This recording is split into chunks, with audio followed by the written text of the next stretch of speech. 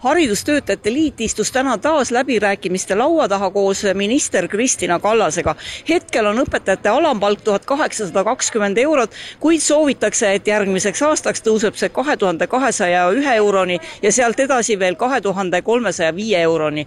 Kuid kas pingelises majanduslikus olukorras see siiski ka realistlik on? Ideaal oleks muidugi see, kui me jõuaksime juba järgmine aasta selleni, et õpetajate töötasu algaks riigi keskmisest, nagu on aastaid lubatud, aga see lootus vist ikkagi praegu ei täitu. Praegusel hetkel minister ütles, et on arutluse all olnud ja tema selle eest võitleb nii-öelda, et me jõuaksime 10% palgatõusuni, et nii-öelda pool teed siis ära käia selle aastaga ja nagu enne valimisi lubati, et 27. aastaks oleme jõudnud siis selle eesmärgini, siis jääks järgmine pool sammu, jääks siis 27. aastal teha, kas see 27. aastal ka õnnestub, seda me muidugi ette ei tea ja kahjuks ma saan aru, et riigieelarve strateegiasse ei taheta ikkagi järgmisi samme ette näha. Õpetajad soovivad seega, et nende alampalk tõuseks juba järgmisel aastal Eesti keskmise palga ehk 2200 euroni. See ei ole tõesti jõukohane, et see tähendaks praktiliselt 140 miljonit riigieelarvest lisaraha.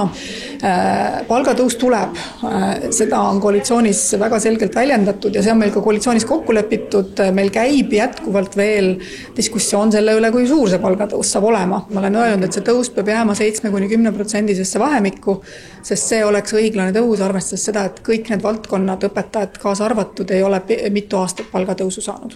Kuigi omavalitsuste raha tuleb samuti riigieelarvest, on riigil olnud ka ootus sellele, et rahalises pooles paneksid oma õla alla kohalikud omavalitsused ja maksaksid õpetajatele lisa.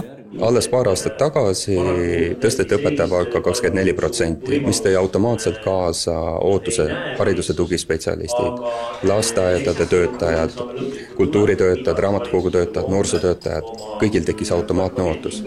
Ja täna me oleme enam-vähem suutnud selle ära tasandada ja üle elada. Et kui Eesti Haridustöötajate Liit täna tuleb välja 20% palgakasvuga õpetajatele, siis ühelt poolt me tahaksime seda tervitada. Õpetajad väärivad kõrgemat tasu.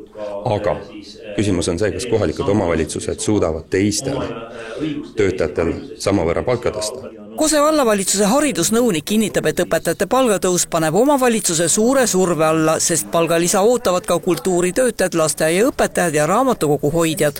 Kui minister ütles, et tema läheb läbirääkimistele, et küsida 10%, sellest siis 2% osas, mis on diferentseerimisfond, on tal juba kokkulepped olemas, aga et õpetajate reaalne palgatõus oleks sellisel juhul 8,2%, siis selle palgatõusu arvestusega, ma arvan, et meie omavalitsus tuleb toime, kui me peame tõstma ka 8,2% lasteaiaõpetajate palkasid ja eks me peame vaatama, kas on võimalik kuskilt muude ametikohtade pealt kokku hoida koolides ja tuleb ka juhtidega uuesti maha istuda ja samas me peame ka vajalikuks tõsta sellisel juhul huvihariduse kooli õpetajate palkasid. Minister Kristina Kallase sõnul on selge juba homme pärast valitsuse istungit, kui palju raha reaalselt õpetajate palgatõusuks on.